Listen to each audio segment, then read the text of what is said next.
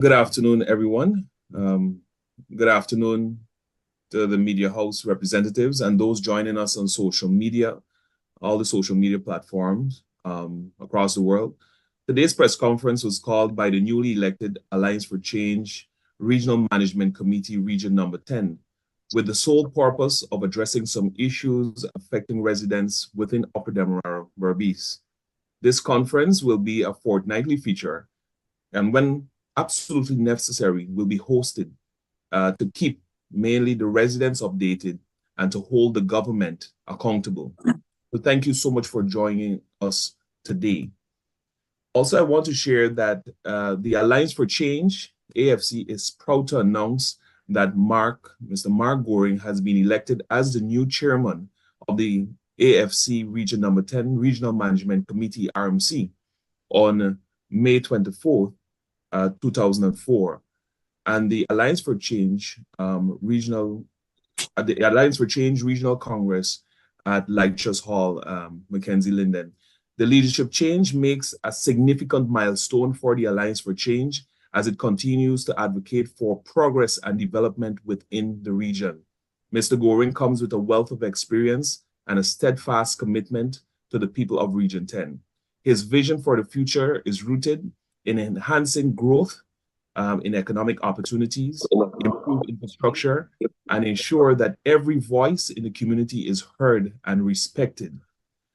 Today, ladies and gentlemen, we have Mr. Goring, who's also serving as the regional vice chairman as part of this conference. At that election, that RMC election, myself, Devin Sears, was elected as the vice chairman. Also, the secretary, Marissa Robertson, Treasurer Michelle Daniels, Assistant Secretary Treasurer Latoya Beckles, committee members Faye Rodriguez, Michelle Simon, Vanessa Fraser, Claudine Dupois, Simone Adolphe, and Talia Harris. Ladies and gentlemen, this press conference today is very, very important because as we're fully aware that Region 10 is going through a lot right now, a lot of difficult circumstances. But to tell us more about what is happening specifically in Sub-Region 2, we have the Vice Chairman of the region and the Chairman of the AFC RMC, Mr. Mark Goring. Mark, over to you. Hi, good afternoon, member of the media. Good afternoon, Honorable MP Sears, Honorable Cheryl Duncan. As Mr. Sears would have indicated, that is necessary for us to have this press conference.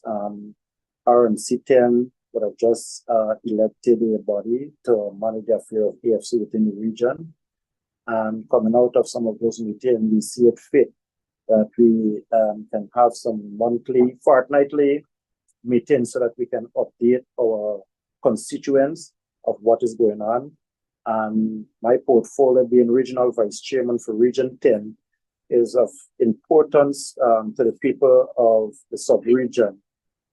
Currently, we're in the rainy season, and so I see it fit for us to be prepared for our residents, recognizing that we would have suffered the worst flood in 2021, and that disaster would have displaced a number of persons. So I'll go through my press briefing. Sub-Region 2, Region 10, Disaster Preparedness and Relief Committee would have held a meeting on the 4th of June, 2024 at 2 p.m.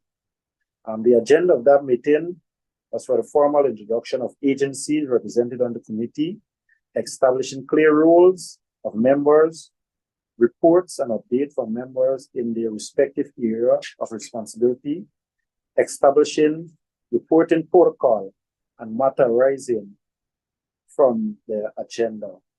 The formal introduction would have gone as Mark Goring, Regional Vice Chairman for Region 10, Honorable Devin Sears, Member of Parliament, Mr. Dwight John, Regional Executive Officer, Region 10, Ms. Chevron Green Buster, Education Officer, Region 10, with responsibility for Sub-Region 2, Dr. Jermaine Thomas, Resident Doctor, Department of Health, Region 10, Mr. Darwin Grenville, Agriculture Extension Officer of NARI, stationed in Kokwani, Region 10. Ms. Michelle Simeon, KNDC Chairperson. Mr. Kemraj Chad, Inspector, GPF, responsible for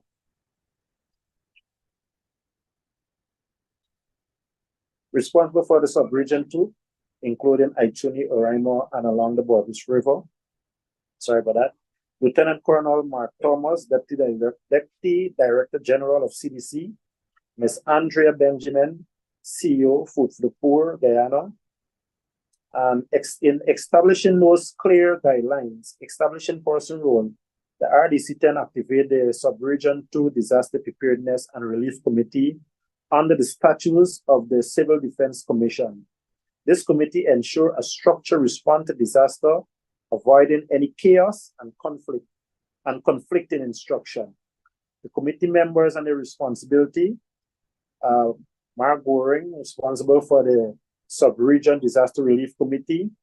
The REO, Mr. Dwight John, responsible for mobilizing government assets for assistance where needed. The KNDC assists within the area. That would be Ms. Simeon, Michelle Simeon, and Vice Chairman, Mr. McKenzie. Public health, ensure health and safety before, during, and after any disaster. Resident Dr. Thomas. The Guyana Police Force, maintain law and order by Inspector Chan. Agriculture, to address farmers' need, especially for livestock and crops. Agriculture Officer, Darwin Grenville, and the Regional Agriculture Officer, who would be Mr. Derek Collins. KUI manages water supply and safety, ensure safe power supply. Mr. Rosario, the manager of KUI. Shelter management, manages shelter and living arrangement, the CDC representative. And we are to add a welfare a representative from social protection. Coming out of those meetings, I wouldn't go into all the details, but we have some action items that coming out from that meeting, about 7 action items. Recommended clearing drains in this area with assistance from REO, KNDC, CORE, and SIP Group using a mini excavator, truck, or canter. 2, the REO is committed to engaging the SIP, CORE, and team leader for support in cleaning efforts. We requested KNDC to provide additional information on the affected area for prioritization. 3, CORE and SIP, along with KNDC, committed to a ground assessment and creating a needs report, and that's supposed to be currently going on. It was agreed that Sub-Region 2 Disaster Preparedness Relief Committee would coordinate all flood relief. The KNDC chair committed to completing a flood assessment for Lamp Island, in which she would have done. I will give that update later. And the Director General and MP Sears committing to engaging the Minister of Public Works for a possible dredging of the Borders River in the Kokwani area to relieve any flood situation. Here ends the press briefing. There's some additional information that will be given during the question and answer period. Thank you very much, MP Sears. Thank you very much, VC, for that update. And it's important for the media to know that this flood season, it's something that occurs annually. And not only Kokwani and neighboring villages are affected, but also all the way in Essequibo River, Rockstone as well is being affected by these flash floods. And what we're trying to do here as the disaster preparedness group is to ensure that aid is readily available for those who are affected. In the past, these floods caught the residents off guard. Some going to sleep, going to bed at night, and in the morning, water is 4 feet high, 6 feet high. This time around, we want to ensure that our residents in Sub-Region 2 is well catered for. And I'm happy with the work that that the vice chairman is doing along with the other members of the disaster preparedness group. With regards to the Mr. dredging, Sears. go ahead, sir. Yeah, that's additional information. A similar team also is being set up in Region 10, Sub-Region 1, where the chairman, the regional chairman, is coordinating that. He's responsible. But I'm taking the proactive approach to make sure that Sub-Region 2, there's currently some flood in some area, water would already cover on land in Lamp Island area. So I'm taking that proactive measure to put things in place so that our residents will not badly affected by flood water and be exposed to any disease or anything that can harm them, harm their health. So this approach, I believe for the first time it is being taken for Sub-Region 2. And so I'm committed to leading from the front to making sure that our people is safe and they're evacuated in a timely manner should any disaster strike. But currently the water already rises, it's already on the land. There's photograph there I share on my Facebook profile. I will share some more a little later for any media personnel that may need it. But currently, a lot of the land in Lamp Island area currently are underwater. Thank you. Thanks very much. Mark, with regards to the dredging of the river, this has always been a sore concern for the residents of in Kokwani particularly, right? Especially along the waterfront area. How bad the dredging is needed now more than ever? How necessary it is? I can say this. We just came out of the dry season, and you would have noticed how the amount of sandbank along the Kokwani area there on the waterfront. It was so bad at one point that the pontoon started grounding. In one case or two cases, I think the whole truckload of asphalt would have spoiled because trucks could not have crossed at that time. Children was walking across the river and just the channel, they just swim a little and they walk across that entire river. So dredging would be important, especially the strip from the start of Lamp Island area, coming past Kokwani waterfront Jeep landing area. I believe it will, the deeper the area, it will be able to take off some of that water that is coming out from the mountains and the savanna area. All right.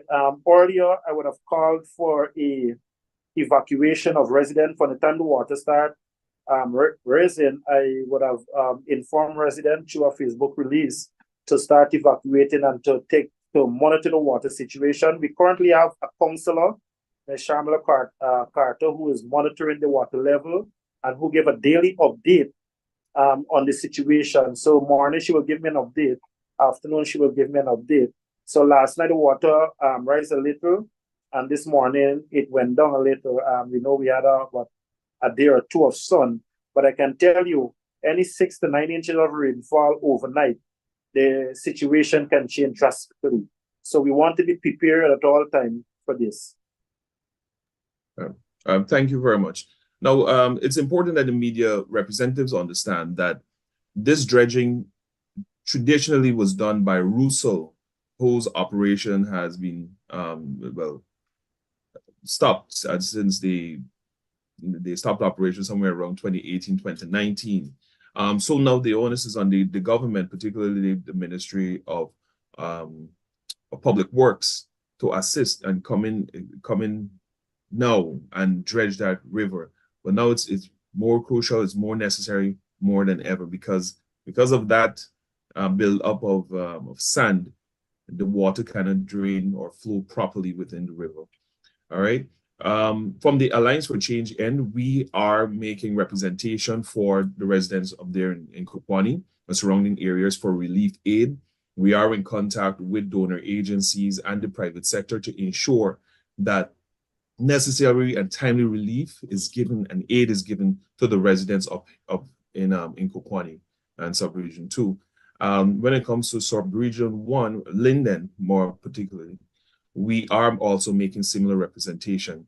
Folks can remember that just a few days ago, there was a massive flood in parts of Linden, Lower Carcara, Rainbow City industrial area, the alleys, the very first, second, and third alley, Silvertongue, and some other parts. And right away, our councillors were on the ground.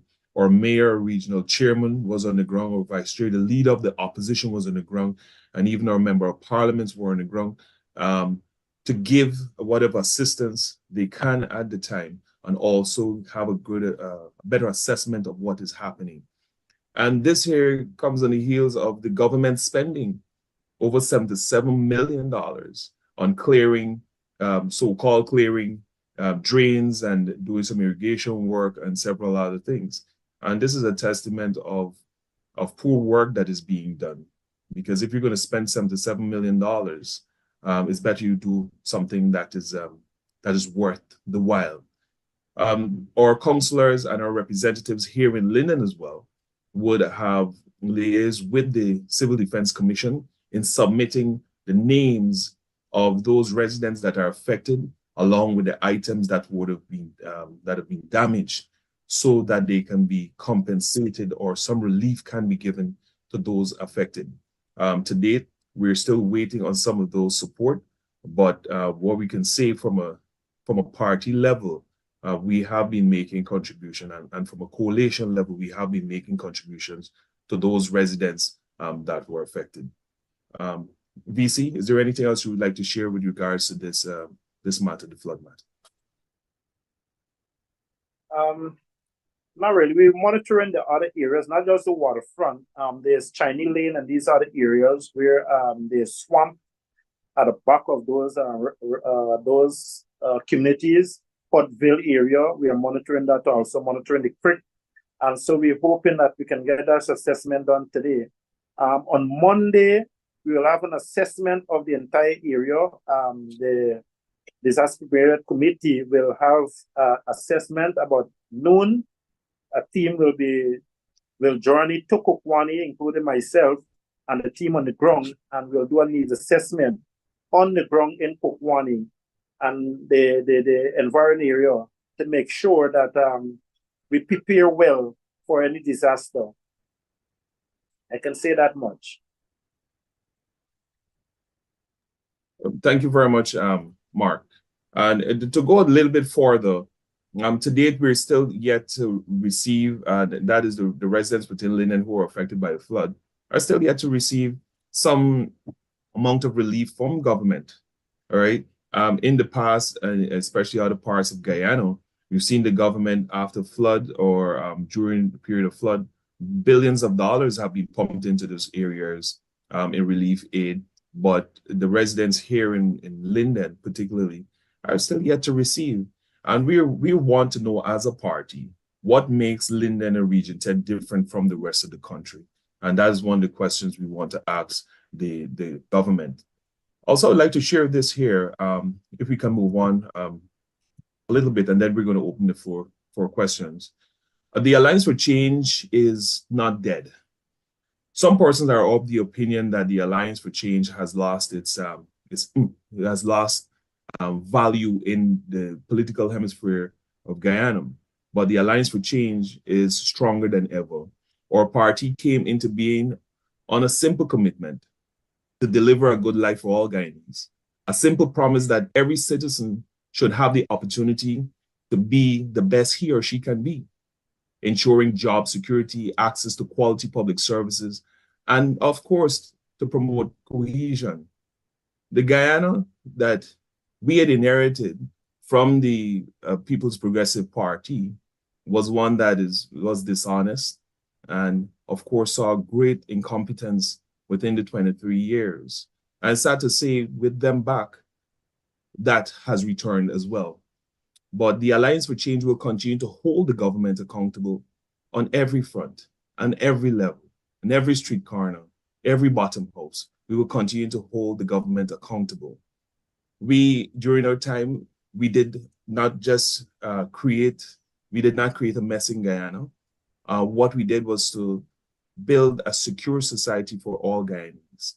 Crime was at its lowest, and now we see crime on the increase. And this was achieved by working together. We had started to put Guyana on the right path. We have made a start, but we need to get back into government.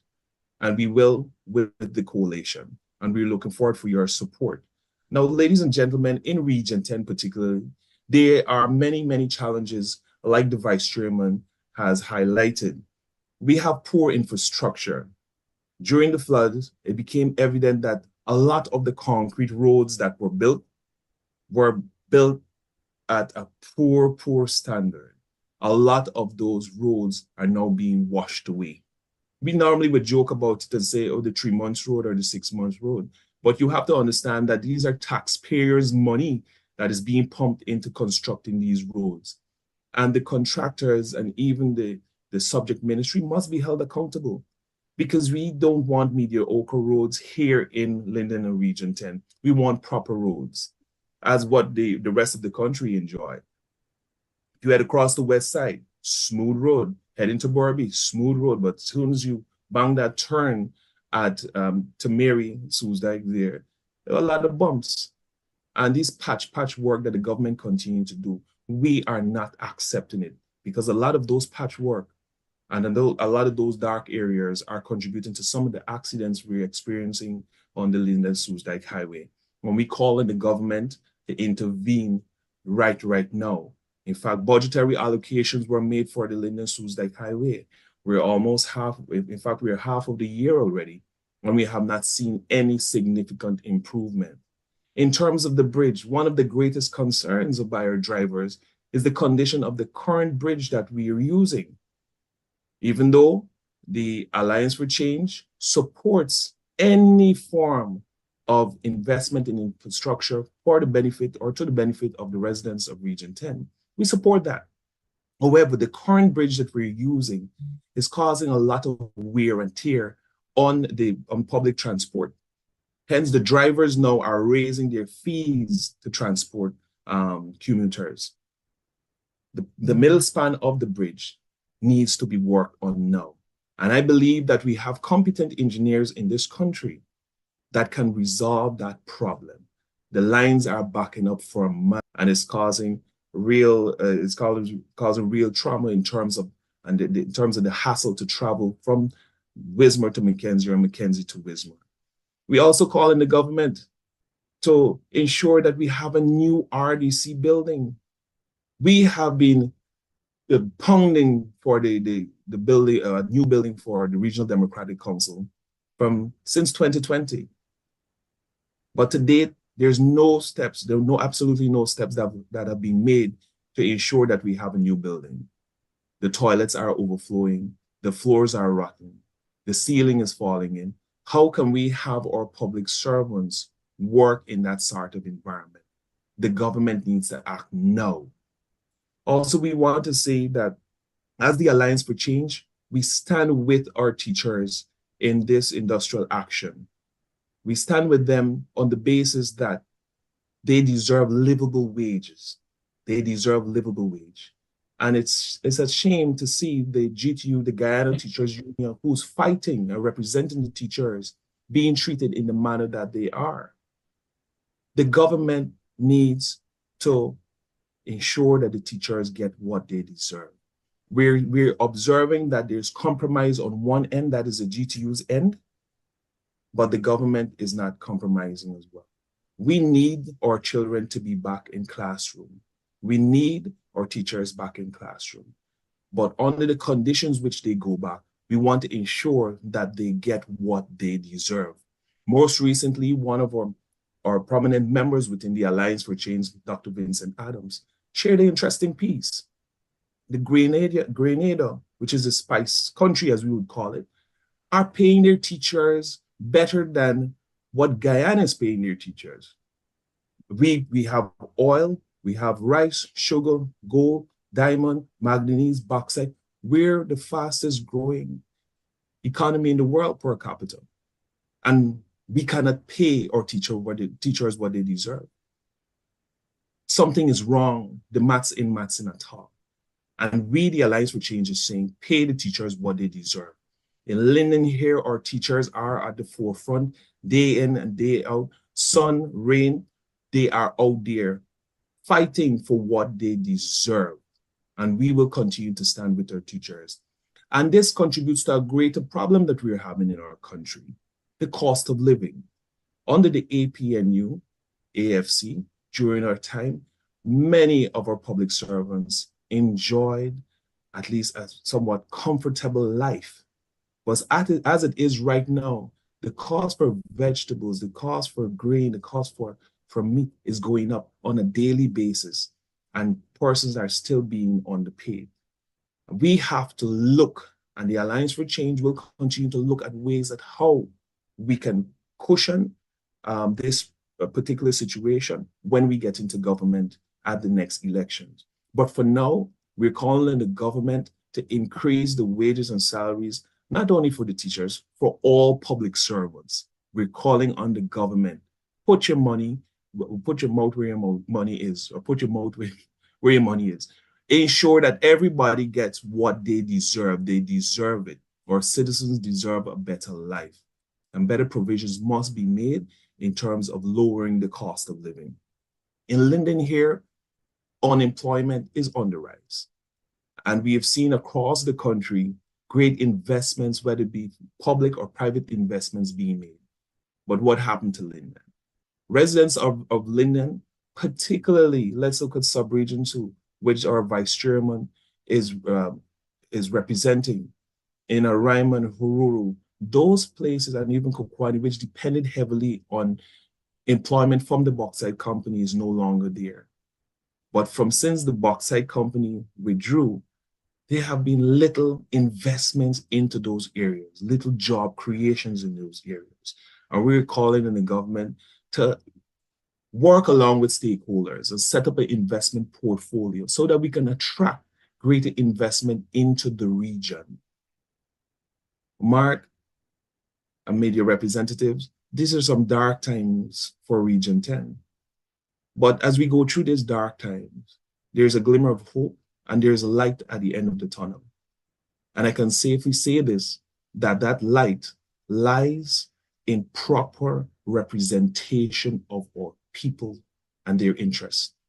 And that comes through the Alliance for Change. Thank you very much.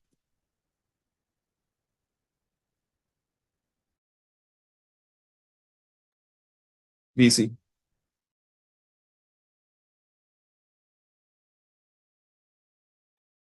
Thank you. Sorry about that. Yeah, so I think we would have said enough for now. Let's field some questions and see where we are. All right, so the floor is open. So we're going to follow press conference protocol. Please show by raise your hand if you have a question, and then we will identify you, and then you go right ahead. So the floor is open for questions at this point in time.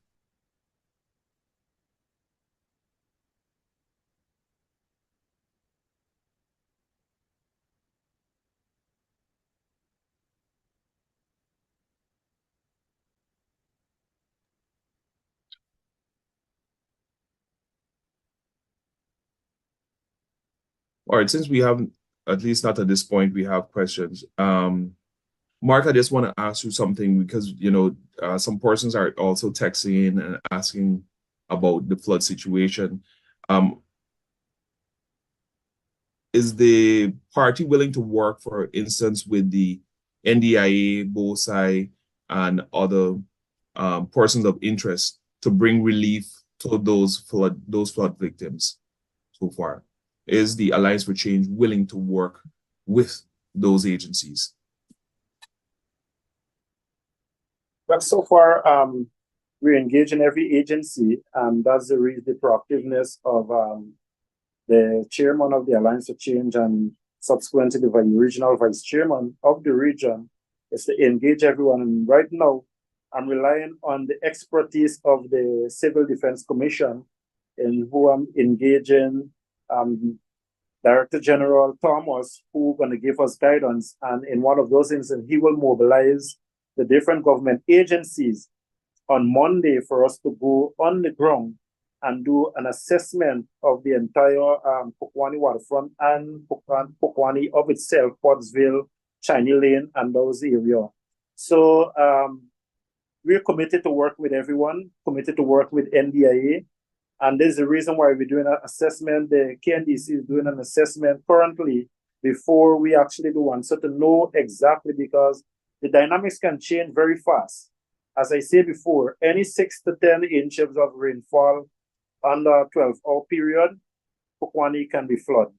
And so we're putting things in place. Of course, there's those tip and pour workers that normally do the normal work with the KNDC, what they do with their subvention and so on. But this goes beyond that. This goes beyond that because we may actually need, and there's a reason why this preparedness committee is put together.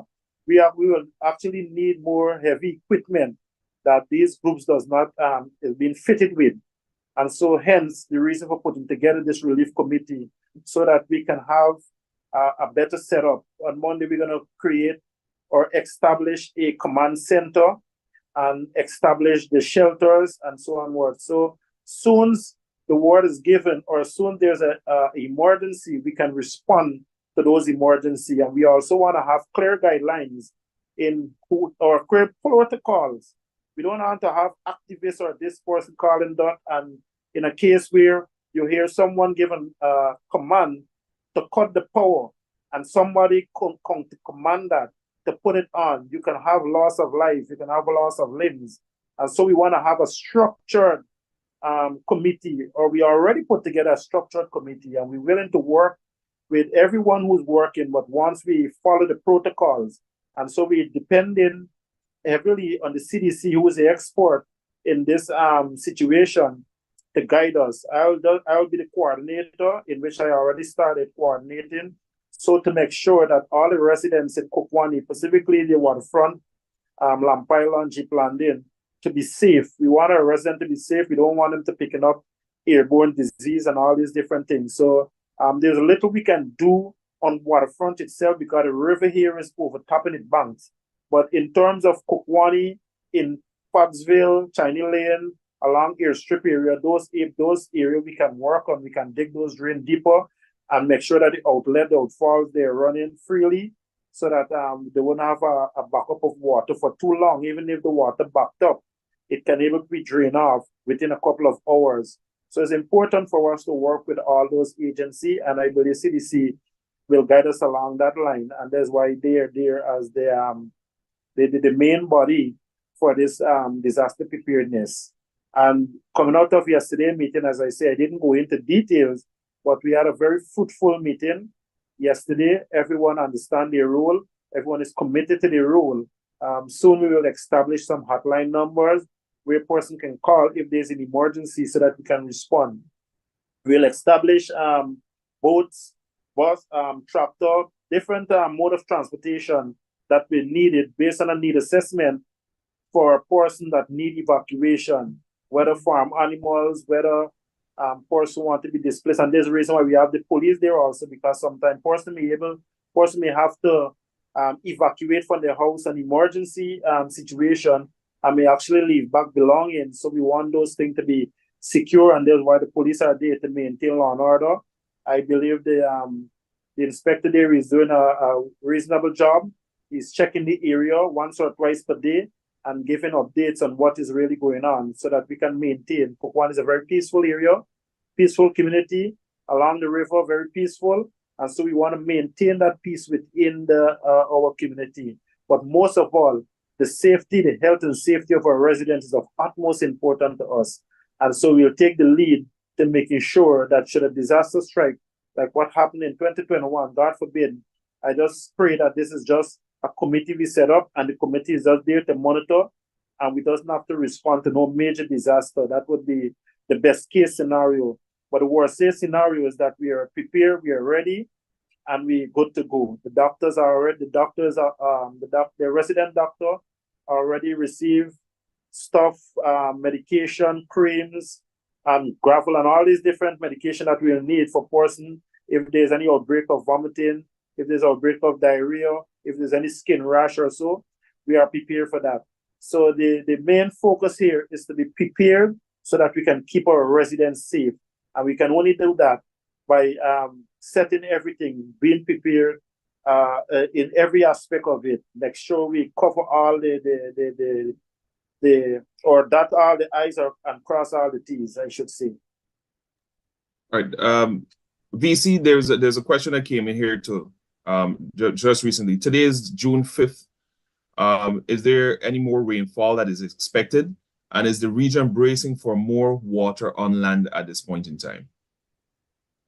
Well, based on the meeting yesterday, Director General Thomas would have informed us that they're expecting a lot of rainfall. I think they call it the La Nina season, seeing as we had the El Nino season. I'm not too sure, I'm subject to correction, but we're expecting much more rainfall. Hence, the reason for us to be in a state of readiness to respond to any emergency. We will get some flooding based on the analysis, based on the weather pattern that is being projected. There will be flooding. We don't know to what extent, but I believe if we're able to prepare ourselves, we've been able to minimize damages to property, loss of limb, life, and so on. We're able to reduce all those risks. And so it's always about preparation. We live in a hemisphere where we experience rain or sun. We had extreme sun, whereby it led to drought and a lot of forest fire. That was a disaster by itself, but fortunately that contained. Now we have the rainy season that we have to prepare for, but this can be much more devastating. So it's important that we prepare for this, because this can happen overnight.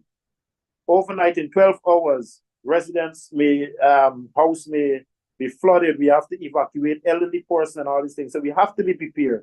So with all of that being said, the CDC going to lead in this direction, and we're going to follow. But I'm going to be the lead coordinator and coordinating everything, being the person on the ground, coordinating everything from the ground. Okay, great. Thank you very much. Well, one other question that we have here is regards to the distribution, or if someone wants to contribute or aid in this this initiative, how do they get in contact with you, or where can they donate the stuff? Which agency can they donate relief aid to?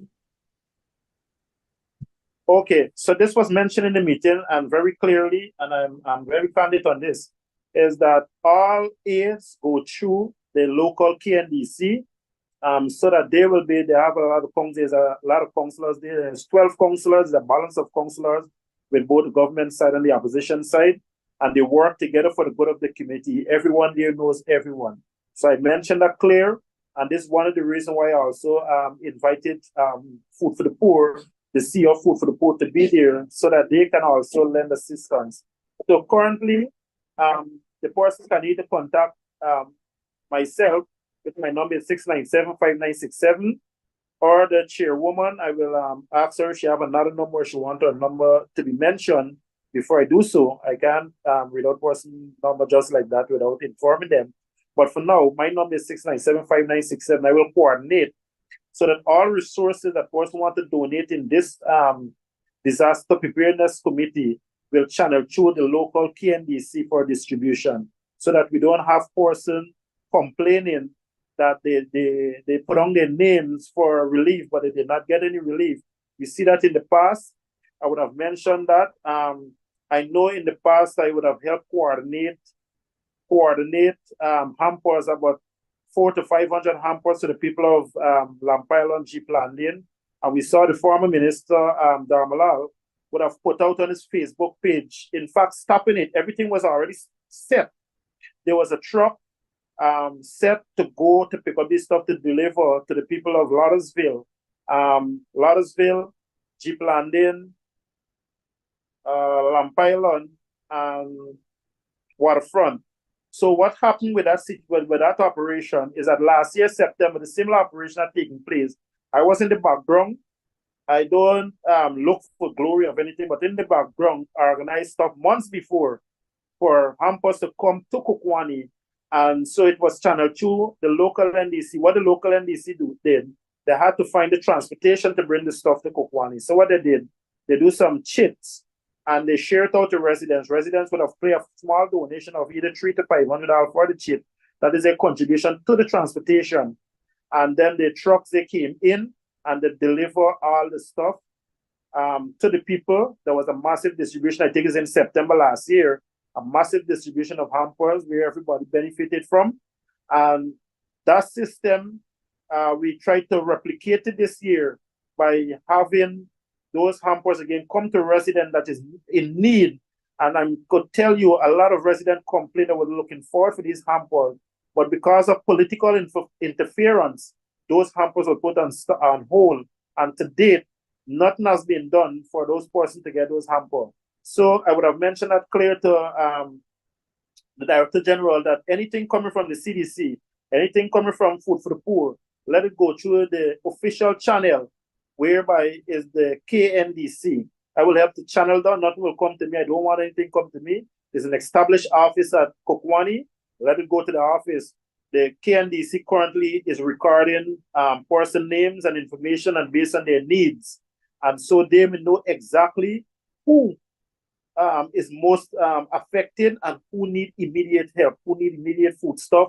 Whatever they need, we can respond to those needs. So those guidelines is the reason why this committee is being set up, so that we can follow those protocols and make sure that everyone is being catered for, that is being affected. We don't want to see what happened in 2021, person getting cash grant if after the flooding that did not have that did not plant anything or that sort, but they received cash grant for the farmers cash grant.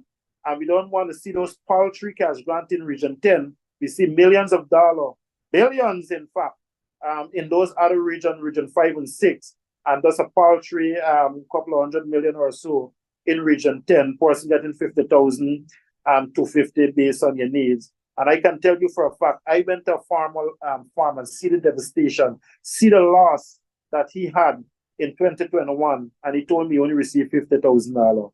How could that be? So this time around, I'm going to lead from the front, make sure all the system is put in place, and I'm going to call out anyone that try to go around those systems that is put in place. I'm hoping that the government can work with us. Well, so far, most of the agencies are government agencies. I'm not hoping they're going to work with us, and so that we can make sure that we cater for the needs of the people based on their current need, not person because of their affiliation they benefited.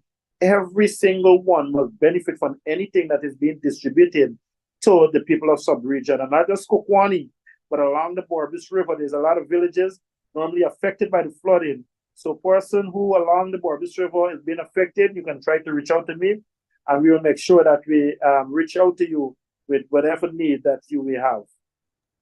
I hope that answers the question. Yes, most definitely, VC. And I'm happy that you touched on the cash grant, because one of the questions that came in here is the KNDC, RDC, and municipality coordinating these efforts, and are the representative taking notes of losses, and will they be petitioning the central government for funds through cash grants, for instance? So I believe you answered it there, and we are happy with the representation that you're making on behalf of Sub-Region 2, of course. And if there's I can say,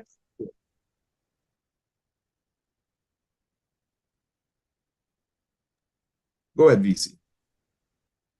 Yeah, I can say without a doubt that the chairwoman is doing an excellent job in Kokwani.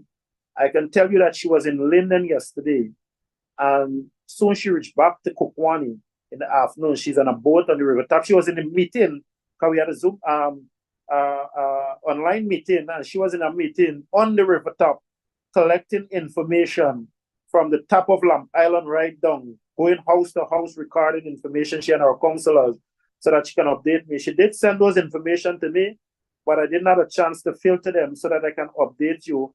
But I know for a fact that Lamp Island, it has both the western and eastern bank, or the right and left bank. And so persons affected on both banks, you would have recorded those information and send them to me. I have to filter them so that I can update the committee where we are. There's a lot of flood waters there currently, waters around person's house, on the roads, and so onward. So they'll send me those pictures. I would have updated them to the CDC, the group. So the CDC is well aware, but we're monitoring the situation. If the water tend to raise faster than we anticipated, well, then we will have to visit, that team would have to visit earlier than Monday. But so far, Monday we will go and do these assessment and set up everything that needs to be set up. But so far, we're going in the right direction. We set up the channel that everything needs to go through. And so person will be able to have relief at a shorter span than what happened in 2021 and 2022. Thank you very much, VC. I know we would have touched a lot on the flood situation that is happening. We have just about 7 minutes more, and there's so much to talk about, but let's talk a little bit about the Alliance for Change. Many persons have been reaching out, asking how they can become members, especially within Linden and Region 10. Can you just shed some light on how persons can reach out to the RMC and become members? Because everybody jumping on this yellow train right now. So how can they become members? Well, of course, this new committee will go on a proactive approach in recruiting members and also to be very visible within the community. Of course, what I've known this vice chairman, especially in the Kokwani area, is very visible and represent the people well. I believe in people over politics. And so I always put people interest first. And that normally I don't even have to speak for myself. Person will speak for me. And Alliance to Change, we want to make Alliance to Change in that, or put Alliance to Change in that direction within the region, where person can be free to come and join us. It's a very liberal party. You can expand, you can grow. And I always tell young people, it is good to join politics. Politics is not what you believe. Person will normally label politics as a dirty game, but politics is not a dirty game. My friend normally tell me politics is one of the greatest science man ever created. And so we always use that phrase that politics is one of the greatest science man ever created. What happened? Dirty people join politics and tend to use political position and so for their own purposes. And that is what torn, especially young people are from politics. But politics is nice. You can actually use your platform to help person to be a voice. I could remember I didn't want to become a regional councillor. And I was being encouraged by MP Figueroa, Mr. Raphael Tratman, my friend Roger. And even yourself, I was being encouraged, be a councillor, be a voice to the people. And I never regretted that decision. I was able to, represent person, represent the agriculture sector. And the work I would have done in the agriculture sector over the past couple of years in helping to put agriculture on the map. And I believe agriculture is the vehicle that can really drive our people or bring our people out of poverty outside of oil. Once the resource is being pumped into agriculture, the oil resource is being pumped into agriculture, help to subsidize farmers so that they can be competitive with our regional competitors and so onward. We can able to feed ourselves and feed other parts of the nation. Region 10 is the heart of Guyana, and we are connected to all the region, less Region 1, Region 2. And so we can able to have our agriculture product trading with other regions, especially the hinterland area, everything passed through here and Bartico. And so we have a lot of arable lands. Region 10, produce some of the most pork and all these different things in the Borbis River, some of the largest farms in the Borbis River. So Linden alone is not Region 10. Region 10 is vast land, very arable land. They get along the Borbis River, along the Demois River, with this arable land. We just need the infrastructure. We just need the investment from government. And I can tell you, when we get to government, we will place those infrastructure and place those investment in agriculture. And not just in agriculture, but in studies. We will want to see a university in this region whereby we'll have the Faculty of Agriculture and all the other faculty that is necessary for Region 10. We have a lot of students coming from the sub-region and other parts in the river, up the river, down the river, coming and going to UG to study. Think about it. If we have a campus in Region 10, like we have in Tain, for a person to actually go and obtain their diploma and their degree, we can be a much more educated nation because a person have to travel. Some have to find places to live. It's a economic burdens on family to send their children to university. So our next government will ensure, and knowing me, I will ensure or push heavily for a campus to be established within this region so that person can able to attain their diploma and degree and master at a cheaper cost, right? So there are some of the stuff that AFC will be looking at, AFC will push in. We're looking at all different aspects, but I can tell you agriculture is one of the vehicles that can drive us, and we have the land there. We can be producing our own beef, mutton, venison, and all the different stuff right within this region once the infrastructure and the investment is put in place. For me, when the coalition get into government, the first budget should have the road from Linden to Kokwani, the very first budget, not more, not less. I will cry that from the top of or I will shout that from the top of the roof. That Kokwani, the road from Linden to Kokwani must be the first thing on the budget, the first infrastructure in the coalition budget when we won the next election. And these are some of the things that we have to advocate for. The road from Millie's Hideout to Borbis River, those are some of the infrastructure. Open up farmlands, having person, greens, vegetables coming from the Borbis River in Kimby, Ibini, Sand Hills, Develt, and all those areas can access market easily instead of going to the river. It will take them about 2 to 3 hours to transport their product from the Borbis River to Linden and to Georgetown or in Linden. So these are some of the things that, you know, the Alliance for Change will be pushing when we develop that manifesto with our coalition partner.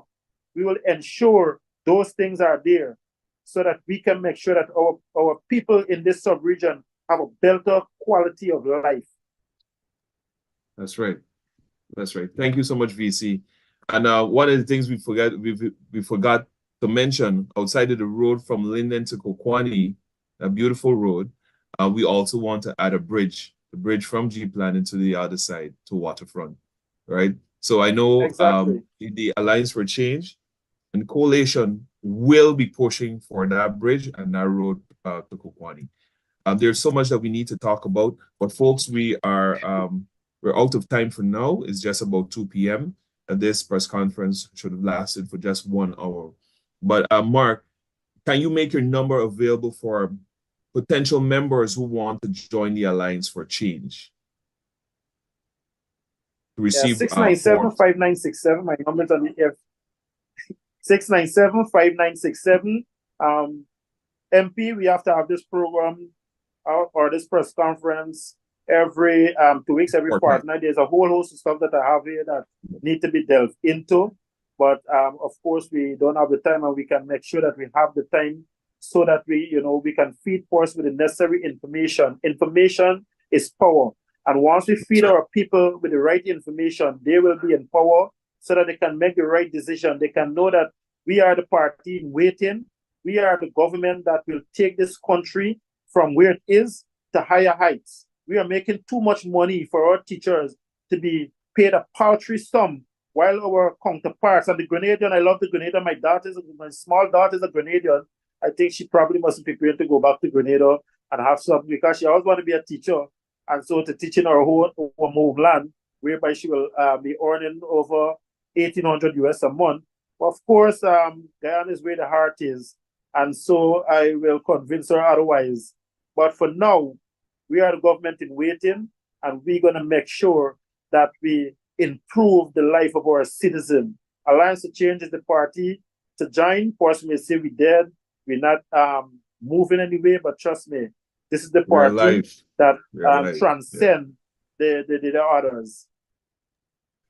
Thank you very much, Mark. It was so nice having all of our media representatives here. Also, we know that we have even some of our members like Derek Bazdio joining us, John, Luke, Latoya, Mohammed, Ruth.